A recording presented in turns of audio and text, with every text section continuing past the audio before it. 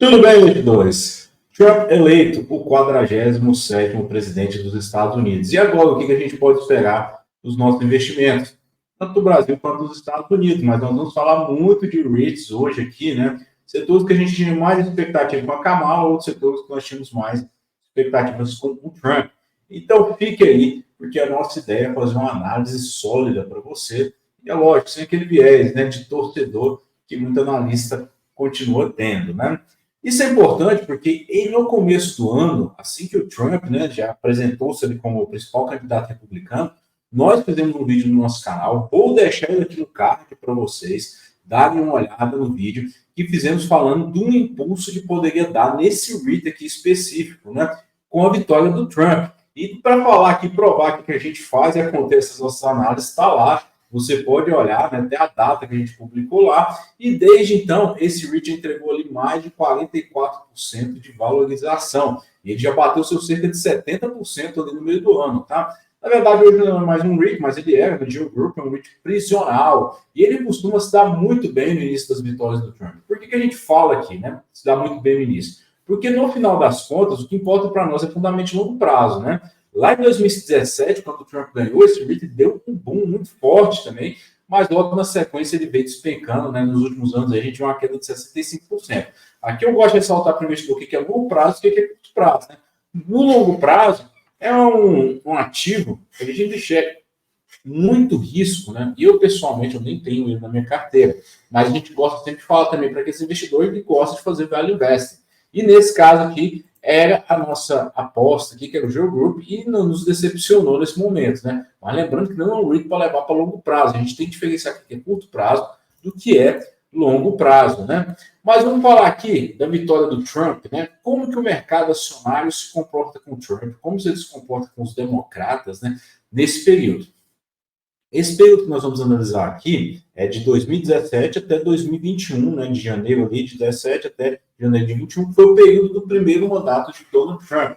A gente vê claramente que o SPY, que é o ETF do S&P 500 ali, teve um retorno total de 80%, isso em dólar, tá? Não estou colocando em real não, isso exatamente é dólar para vocês, mostrando que tivemos um retorno substancial. E no mandato do Joe Biden aqui, a gente está analisando desde que ele tomou a posse, né, em 20 de janeiro de 21, até o momento que eu faço o vídeo aqui, já entregou um retorno total de 60,7%. Isso aqui é importante trazer para os investidores, por quê? Nós aqui da Central Grid, nós não temos muito esse viés de azul, vermelho, né, republicano, democrata, que acompanha, eu tenho os meus valores aqui, mas esse não é o foco da nossa análise. O foco da nossa análise é trazer para o investidor as melhores oportunidades de investimento. Como eu mostrei para vocês, Geo Group é um REIT que, pessoalmente, eu não invisto, tá? Mas eu enxergava muita possibilidade de retorno e a gente sempre coloca isso nos nossos relatórios também para aquele investidor que busca retorno ali de curto prazo. Mas o mais importante, né?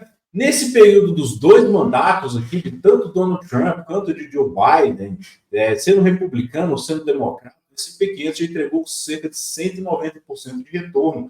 Enquanto o nosso EWZ, né, o nosso Brasil ali, entregando um retorno pífio de 13% em dólar. Né? Isso é o custo de deixar o dinheiro investido aqui no Brasil para longo prazo. Mas vamos falar aqui, o que importa aqui para os investidores, que é os setores que podem se dar melhor aqui com a vitória do Donald Trump. Eu gosto de começar com o setor industrial. O setor industrial é que nós vamos ter REITs como Stag, Rexford, First Industrial, Prologis, East Group, posso citar com Infinidade, TRNO, são REITs muito bons, mas que eles tendem a performar melhor agora com a vitória do Donald Trump.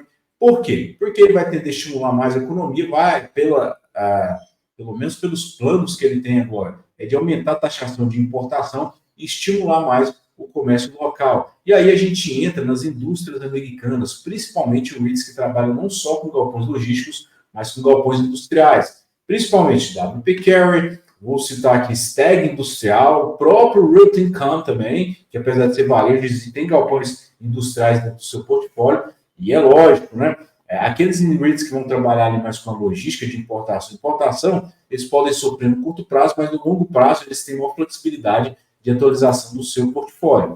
Tanto é que quando nós analisamos esses REITs aqui, durante o mandato do Donald Trump, a gente vê que de 2017 até 2021, Prologis entregou um retorno de 100%, Rexford 112%, E o próprio Stag Industrial, que é um REIT que a gente fala que é muito mais seguro para um portfólio, mas em compensação ele tem um potencial menor de retorno, entregou um retorno de 55% nesse mesmo período, mostrando que os REITs industriais eles tiveram sua performance substancial nesse primeiro mandato de Donald Trump.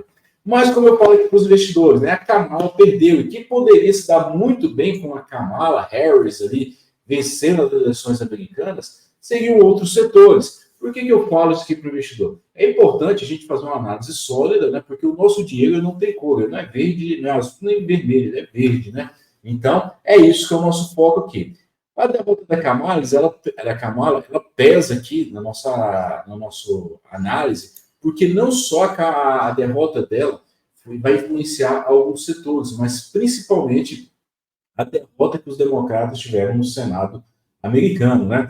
Hoje, o Senado americano passa a ser composto majoritariamente pelos republicanos, e não só isso, porque antes já era empatado, mas nós temos que lembrar que o vice-presidente dos Estados Unidos, o Vance, ele passa a ter agora a função como se fosse do presidente do Senado americano, e é ele que vai desempatar as disputas ali. Mas eu acredito que não vai nem precisar, porque o Senado americano passa a ter agora uma maioria republicana, bem como a Câmara. E por que essa maioria republicana do Senado é importante aqui? Porque eu vou falar de um setor que tem tudo, tinha tudo, né? Ainda tem, ao meu ver, para performar bem, que é o setor de cannabis. A gente tem diversos REITs que trabalham ali com cannabis, New Lake Capital, Power REIT, Industriologia, né? Innovative Industrial Properties, que é o maior do setor ali, que trabalha alugando galpões logísticos, né? Galpões ali para a produção de cannabis. E esses REITs, eles performaram muito bem ali no passado, né? A gente vê que Innovative Industrial Properties, que é o IPR, chegou a bater $260 ali a sua cotação. Hoje está cotada na casa de $132. E por que isso aqui acontece? Que é importante trazer para os investidores. Os REITs de cannabis, eles trazem o seu dinheiro, ele é dono do galpão ali, mas ele aluga para um inquilino. E os inquilinos são um small cap, são startups, empresas que estão começando e que têm um risco muito grande, algumas, inclusive, de vir a falir. Só que elas vêm com esse propósito porque elas não conseguem captar dinheiro no mercado bancário, né? Porque, em que pese a cannabis seja legalizada em praticamente todos os estados americanos, ela ainda não é legal em âmbito federal. Então, os bancos e instituições financeiras não fazem empréstimos para as empresas de cannabis. Com isso, elas têm muita dificuldade de conseguir dinheiro para refinanciar e financiar as suas atividades aí. Eles optam, em grande parte, por fazer um sale and leaseback, onde eles vendem o galpão, no caso aqui para o REIT, que é o Norte-American Industrial Properties, mas continua ali fazendo as suas operações. E esses galpões, ela vem, em geral, bem abaixo do valor de mercado. E é aqui que o REIT consegue uma valorização pujante, né?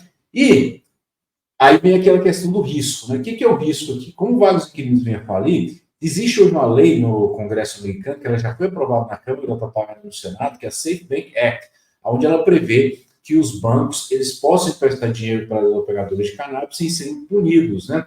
Só que, de novo, isso é uma lei que já estava parada, porque até no passado, né, até esse ano, para falar a verdade, nós temos um Congresso empatado entre democratas e republicanos ali. Nós passamos a ter agora uma maioria republicana, então a dificuldade de aprovação dessa legislação que vai ser maior ainda. Então, os REITs de cannabis em si, eles não têm um risco de falência, mas eles têm um risco de uma performance ali abaixo do que a gente esperava.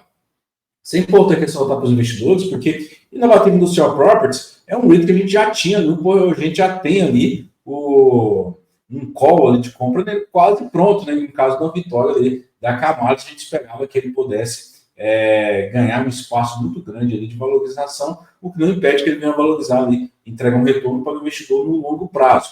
Isso aqui é interessante, porque eu falo aqui para os investidores, que eu gostaria de destacar que nós da Central do Risk, nós não temos aquele viés de analista torcedor, né, que torce para um lado ou torce para o outro. Nós temos que adaptar a nossa estratégia de investimento dos investidores de acordo com o que o mercado, de acordo com a política econômica que vai ser colocada ali à época para nós. Esse fato é interessante porque eu, pessoalmente, eu não tenho Innovative Industrial Properties, eu não invisto nele, não pretendo investir pelos valores que eu tenho, tá? Eu não invisto em REITs de cannabis, porque, em que pese a gente sabe que a cannabis existe um mercado muito grande para cannabis medicinal, grande parte dessa cannabis que é produzida aqui nesses galpões logísticos são vendidos para fim recreativo, então eu não pretendo ser sócio desse tipo de investimento. Isso é importante ressaltar, porque dentro da nossa carteira recomendada eu tenho REIT Cassino e eu também não invisto em REIT Cassino, não por causa dos fundamentos, mas por questão de valor pessoal. Então, eu gosto de trazer aqui para o investidor essa ideia de que nós separamos muito bem o que é o analista do que é o investidor. Como analista, nós enxergamos grandes oportunidades nesses investimentos aqui. Outro fator interessante é que na Flórida, né, além da votação para presidente, senador, para a Câmara dos Deputados ali, eles votam ali algumas emendas ali, né, legislativas. E a Flórida, que é um estado gigantesco, né, para o mercado de cannabis, ela rejeitou o uso da legalização da cannabis recreativa. Então, a cannabis na Flórida continua sendo legal para fins medicinais, mas para fins recreativos ela passa a ser, ela não foi aprovada, né? Para a gente ver que o mercado de cannabis ele não é só alegria, né? Pessoalmente, eu concordo aqui, que eu até gosto, tá? Porque Nova York se tornou terrível, se tornou um grande centro de cannabis hoje, é a cidade de Nova York, né? Mas vamos falar aqui, será que valeu a pena, né? A gente investir no Brasil, Estados Unidos nesse período todo, né? A gente vem trazendo aqui desde 2010, ali 2011, para vocês entenderem o retorno em dólar, né? Do S&P 500, que entregou 635% em dólar, enquanto o nosso EWZ, que é o ETF de Brasil, ele entregou uma queda de 20%. E olha que aqui eu estou considerando tanto os dividendos quanto o ganho de capital. Mesmo com os dividendos, investir no Brasil esse tempo todo foi uma grande perda de tempo, né? E de dinheiro, né? Porque teve uma queda de 20% ali. E quanto isso custou no bolso do investidor, né? Quis trazer aqui só um título de exemplo, né? Lá em 2011, a Apple lançou ali o iPhone 4, né? Ele custava aqui em tela, como vocês podem ver, $649. Hoje está bem um iPhone de lançamento, a gente sabe que o valor está bem superior. Um iPhone hoje, que é o 16, né, que foi lançado agora, o 16 Pro, ainda tem o mais top ali que é o Pro Max, mas o Pro já está aí nos seus $999, ou seja, $1.000. Então nós tivemos um aumento aqui substancial, quase dobramos o valor desse iPhone, né, porque isso é a inflação dos Estados Unidos também, lá tem inflação, por isso que nós precisamos investir nosso dinheiro para não perder o dinheiro ao longo do tempo, né? Mas o que eu quis trazer aqui para os investidores é isso. Se nós tivéssemos pegado esse iPhone aqui, que é o 4, em vez de comprar ele, pegar $649 e investido, né? Você resolveu investir nos Estados Unidos, eu resolvi investir no Brasil, por exemplo, né?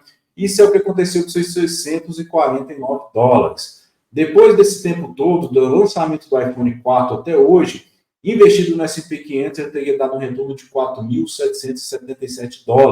No Brasil, em torno de $519. Em resumo, você não compraria sequer o iPhone 4 hoje se ele tivesse sido lançado com o mesmo valor, né? Que dirá o iPhone 16 ali. E se nós tivéssemos pegado esse valor hoje para comprar um iPhone, né, que a gente investiu lá atrás, a gente compraria o iPhone de entrada ali, que é o iPhone SE, porque nem o 14 a gente já conseguia comprar mais, porque a gente perdeu dinheiro investindo no Brasil. Enquanto quem conseguiu investir nos Estados Unidos já compraria quase 5 iPhones, tá? Eu estou trazendo um iPhone só para a gente entender aqui o que é inflação no Brasil, porque por isso nós temos uma carteira recomendada, que a gente lança a partir da semana que vem a nossa Black Friday nela, né? Então, se você não é assinante aí, convido vocês a assinar a nossa carteira ali a partir de segunda-feira.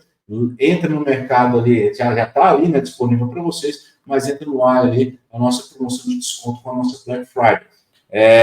Sempre ressalto para o investidor que é importante começar a investir nos Estados Unidos, né, a qualquer tempo que seja, mesmo com o dólar do jeito que está. A gente precisa começar de algum ponto, né? Afinal de contas, uma maratona ela começa com o primeiro passo, e assim é o mundo dos investimentos. E nós buscamos sempre dar para os investidores uma lista completa de REITs com preço de entradas, além de montar 3 carteiras distintas ali, uma agressiva, uma conservadora e uma moderada, para que você adeque de acordo com o seu perfil e para que mês a mês nós possamos fazer aportes mensais que vai dar sustentação para o investimento da sua carteira e é lógico para que você possa ter retorno e uma renda em dólar investindo com segurança nos Estados Unidos. Isso é o que acontece hoje com a vitória do Trump. A gente espera agora o mercado acionário subindo, o mercado de REITs tende a subir também ali no longo prazo, né, até porque os REITs estão bem depreciados em relação ao seu valor intrínseco e muitos deles com descontos gigantescos que a gente não encontra a todo momento. Espero que vocês tenham gostado desse vídeo. Não deixe de se inscrever no nosso canal e ativar o sininho também. E curtir o vídeo.